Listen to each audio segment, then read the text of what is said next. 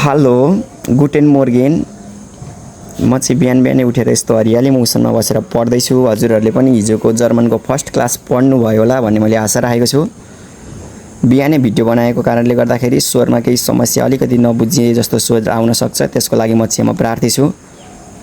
हिजो हामीले पढेका थियौँ अल्फाबेट। सर्वप्रथम हामीले जेमा पनि पढ्नुपर्ने भनेको अल्फाबेट नै हो। त्यही भएर हिजो हामीले अल्फाबेट पढेका थियौँ। हरेक पनि जेसुकै पढ्दाखेरि पनि हामीले जहिले पनि पुनरावृत्ति गर्नुपर्छ। पुनरावृत्ति भनेको दोहोऱ्याउनु। त्यसै कारणले गरेर आज हामी पनि हिजो हामीले पढेको अल्फाबेटलाई दोहोऱ्याएर फेरि एकचोटि सुरुमा पढ्नेछौँ। त्यस पछाडि हाम्रो डे 2 क्लास सुरु हुन्छ र हाम्रो हिजोको फर्स्ट क्लासको अल्फाबेट अब हामी पढ्नेछौँ। एलाई आ भन्छ। एलाई आ भन्छ। हजुरहरू पनि यसै गरी जहिले हरेक दिन बिहान दोहोऱ्याउनुहोस्, पुनरावृत्ति गर्नुहोस्। एलाई आ भन्छ, बीलाई बे भन्छ, सीलाई चे भन्छ, डीलाई डे भन्छ, ईलाई ए भन्छ, एफलाई एफ भन्छ, जीलाई गे भन्छ, एचलाई हा भन्छ, आईलाई ई भन्छ, जेलाई यट भन्छ, केलाई का भन्छ, एलएमएनओ यतिलाई त्यही भन्छ जसरी इङ्ग्लिसमा हामीले उच्चारण गर्छौँ त्यही नै हुन्छ। पीलाई पे भनिन्छ, क्यूलाई कु भनिन्छ, आरलाई एर अलि लामोसँग स्वर तान्ने जिब्रोलाई घुमाउने एर भनिन्छ, एसलाई एस नै भनिन्छ, टीलाई टे भनिन्छ, युलाई उ भनिन्छ, भीलाई फाओ भनिन्छ। यो यु जस्तै भएको रहेछ, यो भी हो, कन्फ्युजन नहुनु होला। फाओ भनिन्छ, डब्लुलाई वे भनिन्छ, एक्सलाई एक्स भनिन्छ, वाईलाई इप्सुलन भनिन्छ, जेडलाई चेट भनिन्छ। हामीले जति उच्चारण गऱ्यौँ यो चाहिँ नर्मल अल्फाबेट हो।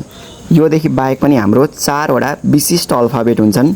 जस्तै यो ए भयो, ए भयो। एको माथि दुईटा थोप्ला यसरी आयो भने यसलाई माथिको यो दुईटा थोप्लालाई उम्लाउट भनिन्छ। यो उम्लाउट आयो, यदि कुनै पनि परिस्थितिमा एको माथि दुईटा थोप्ला उम्लाउट आयो भने यसलाई अघिसम्म हामीले यसलाई आ भनेर पढ्दै थियौँ, अब यसको उच्चारण ए हुन जान्छ। अघिसम्म हामीले यो दुईटा थोप्लोदेखि बाहेक हामीले ए भनेर उच्चारण गर्दै थियौँ। योदेखि बाहेक अब जब दुईटा थोप्ला उम्लाउट आउँछ त्यतिखेर यसलाई ए भनेर उच्चारण हुन्छ। त्यस्तै गरेर अब अर्को छ हाम्रो ओ। यो ओ, यो त नर्मल ओ हो, इङ्ग्लिसको त ओ हो। यसको माथि दुईटा उम्लाउट यसरी दुईटा थोप्ला आए भने यसको उच्चारण अलिकति विशिष्ट हुन्छ। यसलाई ओ ए, पुरा ए होइन, ओए ओए ओए यस्तो तरिकाको उच्चारण गर्नुपर्ने हुन्छ।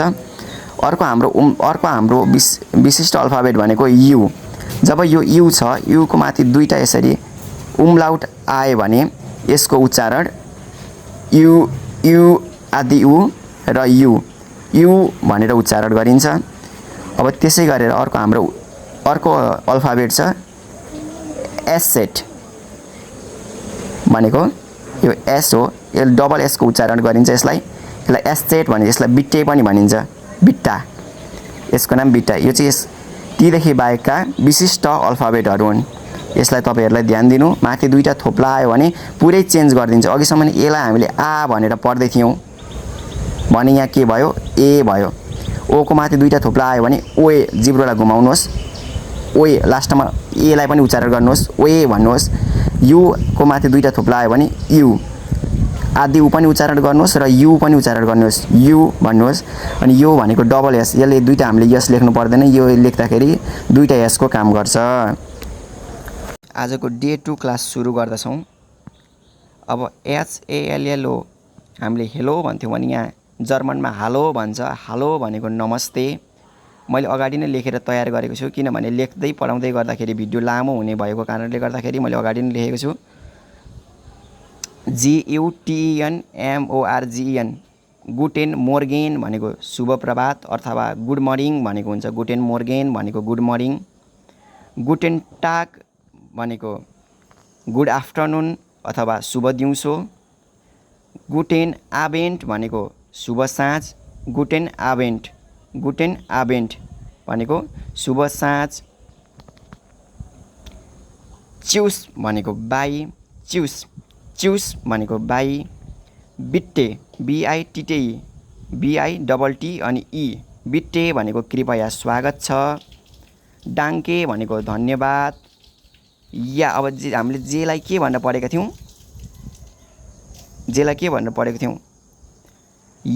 जेको पछाडि ए आयो भने या, याओ भनेर पढेको थियौँ जेलाई। अब जेको पछाडि ए आयो भने या भयो। अब 9 भनेको होइन, डाङ्गे सोन, अघि डाङ्गे भनेको धन्यवाद थियो, डाङ्गेको पछाडि सोन थपियो भने अब धेरै धन्यवाद भन्ने बुझिन्छ। डाङ्गे सोन भनेको धेरै धन्यवाद। एन्ट सुल्डिगुङ भनेको माफ गर्नुहोस्, एन्ट सुल्डिगुङ भनेको माफ गर्नुहोस्। आजको क्लासमा हामी यति नै पढ्नेछौँ। आज मैले जति पनि पढाउने तपाईँहरूलाई प्रयास गरेको छु, तपाईँहरूले पनि 10 खेप पढ्नुहुनेछ भन्ने मैले आशा गरेको छु। ल अब भोलिको क्लासमा नयाँ क्लास लिएर हामी थपिनेछौँ है त। By by.